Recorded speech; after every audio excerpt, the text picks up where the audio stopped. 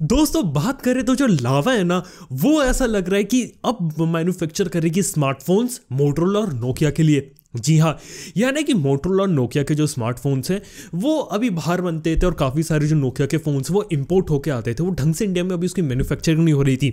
लेकिन अब नोकिया ने पार्टनरशिप करी है लावा के साथ, और आने वाले समय में जो लावा है वो नोकिया और मोटोरोला के लिए फ़ोन बनाएगा। और सिर्फ इतनी ही बात नहीं है, लावा अपने लिए भी फ़ोन बना रहा है। लावा की जो डिज़ाइन टीम है, रिसर्च एंड डेवलपमेंट, वो भी इंडिया में इस समय एक्टिव है, और उनकी जो प्रोडक्शन फैसिलिटीज़ है ना वो भी एक्टिव है। अभी जैसे माइक्रोमैक्स ने कमबैक किया ना, ऐसे लावा भी करने वाला है, कुछ नए फोन्स को भी लाने वाला है। और देख के काफ़ी अच्छा लग रहा है कि नोकिया और मोटोरोला के जो फोन्स हैं उनके अंदर जो सप्लाई चेन वगैरह होती है ना, और जो प्रोडक्शन होता है ना, वो स्टार्ट करेगा लावा। ये भी काफ़ी बढ़िया चीज़ है। तो ये चीज़ मुझे काफ़ी ज़्यादा पसंद आई, इसलिए मैं आप लोगों के साथ शेयर कर रहा हूँ। काफ़ी इंटरेस्टिंग चीज़ें हो रही है मोबाइल फ़ोन इंडस्ट्री में, और हो सकता है 2021 में आपको काफ़ी और अलग अलग चीज़ें देखने को मिले। तो ये काफ़ी बड़ी मज़ेदार वाली बात होगी। और इसके साथ ही बात करें, इंडिया के अंदर जो प्रोडक्शन होता है मोबाइल फोन का, वो $1.5 बिलियन क्रॉस कर सकता है 2020 एंड तक। जी हाँ, यानी कि इंडिया में अभी जब मोबाइल फोन बनते हैं, दुनिया की काफी सारी कंपनीज बनाती हैं। सैमसंग की बात करें तो दुनिया की सबसे बड़ी फैक्ट्री सैमसंग की है इंडिया के अंदर, यह बात काफी अच्छी है। लेकिन इसके साथ एक और इंपॉर्टेंट बात आती है कि इंडिया के बाहर हम कितने स्मार्टफोन्स को बेचते हैं। अगर बात करें तो इंडिया से जो सबसे ज्यादा स्मार्टफोन्स बाहर भेजे जाते हैं, वो भेजे जाते हैं यूएई, यूनाइटेड अरब एमिरेट्स में, यहाँ तक कि यूएसए के अंदर भी भेजे जाते हैं। फिर रशिया आता है, साउथ अफ्रीका और इटली आता है। देखा जाए तो इन 5 देशों के अंदर हम सबसे ज्यादा स्मार्टफोन्स को एक्सपोर्ट करते हैं। और ये काफी अच्छी चीज है कि इंडिया में कोई स्मार्टफोन बना रही कंपनी तो सिर्फ वो बाहर जा रहा है बिकने के लिए। ये भी काफी इंटरेस्टिंग बात है। क्या आप लोगों को मालूम है, जो Moto Razr folding phone release हुआ था वो भी काफी सारे इंडिया में ही बने थे। ये भी काफ़ी इंटरेस्टिंग फैक्ट हो जाता है इस बात के लिए। ठीक है, देखते क्या रहता है। ये लग रहा है कि 2020 में तो हुआ, 2021 में और भी ज़्यादा धमाके होने वाली सीरीज़ के अंदर। और इसी के बात करें पबजी रिलेटेड न्यूज़ के बारे में, तो पबजी रिलेटेड कुछ इंटरेस्टिंग खबरें तो यहाँ पे मेरे सामने आई है। वो ये है कि PUBG mobile India private limited, जी हाँ, ये कंपनी है जो कि क्राफ्टन इंक ने इंडिया में रजिस्टर करवा ली है आज। और आज कंफर्म हो गया कि क्राफ्टन इंक की इंडिया की जो सब्सिडरी होगी वो होगी पबजी मोबाइल इंडिया लिमिटेड, यानी कि पबजी इंडिया प्राइवेट लिमिटेड ये कंपनी का नाम होगा। और जो पबजी मोबाइल इंडिया होगा ये इसी कंपनी के अंदर आएगा। तो कहने का मतलब ये कि जितनी भी बड़ी बड़ी कंपनीज होती है, जैसे हम बात कर ले Xiaomi का, तो Xiaomi चाइनीज कंपनी है, लेकिन जो इंडिया में जब वो ब्रांच ओपन करते हैं तो वो इंडिया में रजिस्टर्ड होती हैं कंपनीज। ठीक इसी तरीके से कहानी चल रही है, और इंडिया में सारी चीजें ऑपरेट करने के लिए एक इंडियन कंपनी की जरूरत होती है। तो देखा जाए तो जहां पे क्राफ्टन की बात करें वो है साउथ कोरिया की कंपनी, लेकिन देखा जाए तो उसकी यहाँ पे एक इंडिया में एक ब्रांच है जो कि पबजी मोबाइल इंडिया जो आएगा ना उसे यहाँ पे ऑपरेट करेगी। ये भी काफ़ी अच्छी चीज़ है।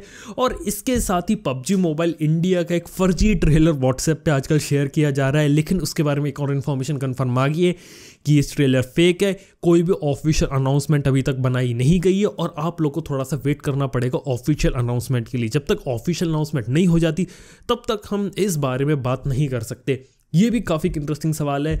और इसी के साथ ही बात करें तो PUBG mobile call of duty को पीछे छोड़ते हुए इस साल का जो ई स्पोर्ट अवार्ड होता है ना, best mobile game of the year का, वो गरीना फ्री फायर को चला गया है।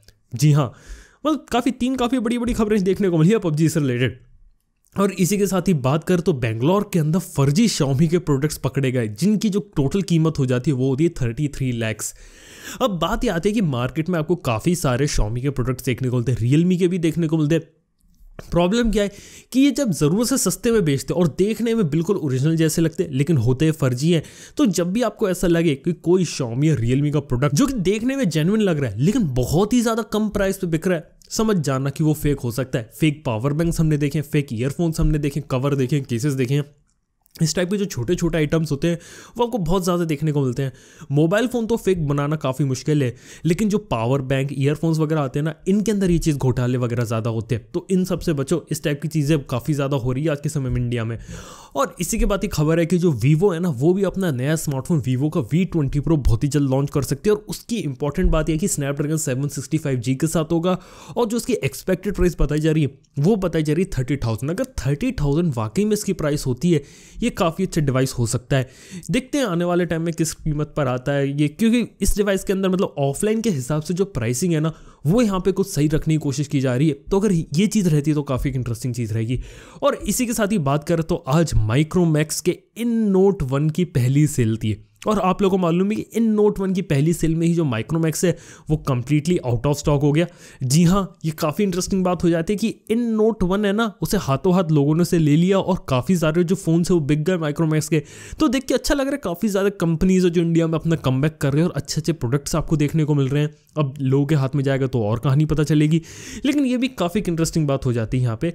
और इसी के साथ ही बात करें तो जो मोटोरोला है ना, वो Q1 2021 में अपना एक नया फ़ोन यानी कि मोटोरोला नियो निकाल सकती है। बात करें जो उसकी स्पेसिफिकेशन लीक होकर आई है, उसमें लिखता है स्नैपड्रैगन 865, एंड्रॉइड 11, 16 मेगापिक्सल का डुअल कैमरा और 12 GB रैम, यानी कि एक फ्लैगशिप फ़ोन आने वाला है।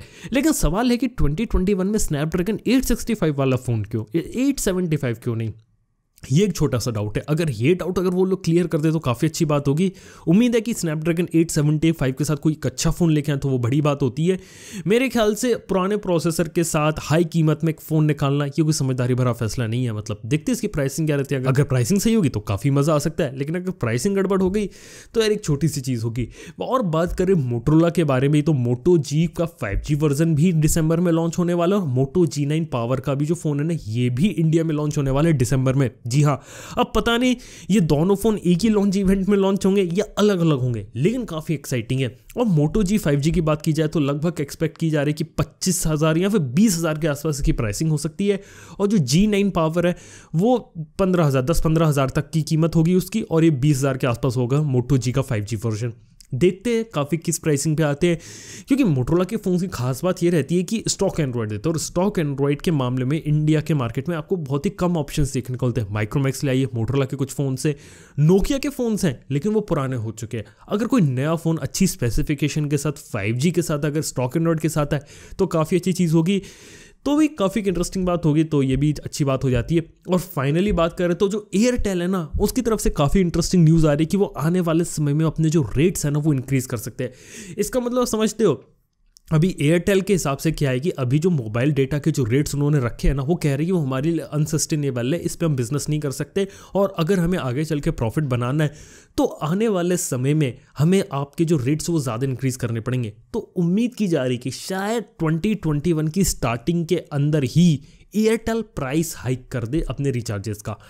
देखते हैं, ऑफिशियल रिपोर्ट तो अभी आई नहीं है, लेकिन ऐसा आपको हिंट देखने को मिला है। और इस रेस में वोडाफोन आइडिया भी पीछे नहीं है, वो भी अपना कर सकते हैं। और जब इन दोनों ने अपने कर दे तो हो सकता है जियो भी कर दे।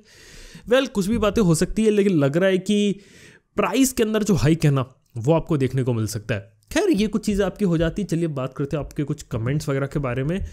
तो आज का जो सवाल है वो है आसिफ ओवी क्लिक्स एंड एडिट का। वो पूछ रही can Exynos and MediaTek beat Snapdragon monopoly. काफ़ी अच्छा सवाल है। यहाँ पे मेरा एक ये ओपिनियन रहेगा कि अभी तो नहीं कर सकते, लेकिन कहानी क्या है कि बदल रही है। स्नैपड्रैगन का जो मार्केट शेयर है वो कम हो रहा है। मीडियाटेक अपने अच्छे प्रोसेसर निकाल के फ़ोन के मार्केट शेयर को कब्जा कर रहा है। एक्सिनोस भी पूरी तैयारी कर रहा है। तो मेरे को लग रहा है कि 1 साल के भीतर हमें स्थिति क्लियर होगी और पता चलेगा कि कौन है। और अच्छी चीज़ है कि मार्केट में जब कंपटीशन होता है, अब जब मार्केट में कंपटीशन होता है ना, तो आपको ज़्यादा अच्छे प्रोडक्ट्स देखने को मिलते हैं, तब कंपनी अच्छे तरीके से काम करते हैं। अभी स्नैपड्रैगन अच्छे प्रोसेसर बना रहे हैं, लेकिन उनके प्राइसेस ज़्यादा कर सकते हैं, इसके लिए आपको ज़्यादा पैसा देना पड़ रहा है। लेकिन अगर मीडियाटेक एक्सिनोस की तरफ से अगर कंपटीशन आएगा, ये कंज्यूमर्स के लिए बहुत बेहतरीन चीज़ होगी। मतलब आपको कम प्राइस के अंदर ज़्यादा से ज़्यादा अच्छे फीचर्स वाले स्मार्टफोन्स देखने को मिलेंगे। और मैं बता सकता हूँ, थैंक्स टू मीडियाटेक, ये जो 5G है ना, सबसे पहले अफोर्डेबल रेंज में आपको मीडियाटेक की तरफ से ही देखने को मिलेगा। इस टाइप की चीज़ें वो काफ़ी अच्छे तरीके से करते हैं। बस प्रोसेसर अगर अच्छे निकाले, कीमत सही रहे, तो काफ़ी अच्छी चीज़ है। उम्मीद है 2021 में उम्मीद है कि कुछ ना कुछ चेंज होगा। क्वालकॉम की मोनोपोली चेंज होगी। ऑब्वियसली क्वालकॉम बेस्ट प्रोसेसर तो बनाता है, बनाता रहेगा, लेकिन आपको दूसरे जब और अच्छे ऑप्शंस देखने को मिलेंगे ना, ये काफ़ी बढ़िया मजे वाली बात होगी। और इसके साथ ही मितुल भाई का सवाल है कि M1 चिप को कंपेयर करें इंटेल और AMD के राइजन से, तो फिर कहाँ फिट रहेगा। एग्जैक्टली देखा जाए तो भाई इसको हम डायरेक्टली कंपेयर कर नहीं सकते, फिर भी रफ कंपैरिजन के लिए बता देता हूँ। जो इंटेल और AMD के जो U सीरीज प्रोसेसर होते हैं ना, जिनके लास्ट में U रखा रहता है, अल्ट्रा लो वोल्टेज वाले, अल्ट्रा बुक्स के लिए बनाए जाते हैं प्रोसेसर, उनके साथ इसे प्लेस किया जा सकता है। और जो i7 वाला वर्जन है उसके साथ भी इसे कंपेयर किया जा सकता है। लेकिन हालांकि कुछ अच्छे प्रोसेसर भी होते हैं M1 चिप को, जैसे कि 9750H जैसा प्रोसेसर जो इंटेल की तरफ से आता है कोर i7 में हेक्सा कोर प्रोसेसर, तो उससे भी कंपेयर किया जा सकता है। तो कंपैरिजन वगैरह तो इस तरीके से चल रहा है। लेकिन बात यह कि जो M1 चिप है ना ये ARM के डिज़ाइन पे बेस्ड है, यानी कि ये रिस्क बेस्ड है, और जो आपका इंटेल और AMD है वो 6 बेस्ड होता है, कॉम्प्लेक्स इंस्ट्रक्शंस एंड कंप्यूटिंग उसे कहते हैं, तो वो उस पर बेस्ड होता है, यानी कि आर्किटेक्चर पूरी तरीके से लगे और हम इसे डायरेक्टली कंपेयर नहीं कर सकते। हालांकि जो रियल वर्ल्ड परफॉर्मेंस, जो बेंचमार्किंग परफॉर्मेंस है वो तो काफ़ी हाई एंड प्रोसेसर से भी यहाँ पे compete कर रहा है। आने वाले समय में इसके जो प्रोसेसर्स होते हैं वो रियल वर्ल्ड में किस तरीके से परफॉर्म करते हैं, और जो एप्लीकेशंस ऑप्टिमाइज करके बनाई गई हैं उनके साथ, क्योंकि अभी बिल्कुल ही नया प्लेटफॉर्म है M1 और आप लोगों को थोड़ा सा वेट करने की जरूरत है। लगभग 1 साल के बाद स्थिति क्लियर होगी, या फिर कम से कम 6 से 8 महीने की रियल वर्ल्ड में इसकी परफॉर्मेंस कैसी, क्योंकि अभी अभी तो लोगों के हाथ में आए, लोग अभी रेगुलर टेस्टिंग वगैरह कर रहे, बेंचमार्किंग वगैरह, मतलब महीना भर भी नहीं हुआ यार इसे, अभी 1-2 महीने आओ, लोग अलग अलग एप्लीकेशंस चलाएंगे, फिर आपको रियल वर्ल्ड की जो स्थिति होती है पता चले क्या इसमें अच्छी चीज़ है क्या कमियां हैं, तब पता चलेगा। क्योंकि कोई भी जब नई चीज़ आती है ना उसमें कमियां होती हैं, लेकिन वो शुरुआत में कभी पता नहीं चलती, 6 महीने बाद पता चलती हैं। इसलिए मैं खुद नहीं ले रहा M1 चिप वाला, और ना ही किसी को रिकमेंड कर रहा हूँ। 6-8 महीने वेट करो, US में बहुत सारे लोग लेंगे, उसके बाद हमें क्लियर पिक्चर पता चल जाए कि M1 है ना वो रियल वर्ल्ड में कैसा परफॉर्म कर रही है, और जो पुरानी एप्लीकेशंस हैं उनके साथ इसकी कंपैटिबिलिटी वगैरह कैसी, यानी कितनी ऐप्स काम कर रही, कितनी ऐप्स काम नहीं कर रही, तभी ये चीज़ पता चलेगी। तो उसके लिए 6-8 महीने वेट करो, तभी हम अच्छे से पता लगा पाएंगे। तो यार ये बात हो जाती है। तो वेल इस वीडियो में बस इतना ही। अगर आपका ही ऐसे कोई कमेंट है तो नीचे कमेंट सेक्शन में जो पूछना पूछ सकते हैं। थैंक यू आपको वीडियो देखने के लिए। मैं आपसे मिलता हूं नेक्स्ट वीडियो के अंदर। Good bye.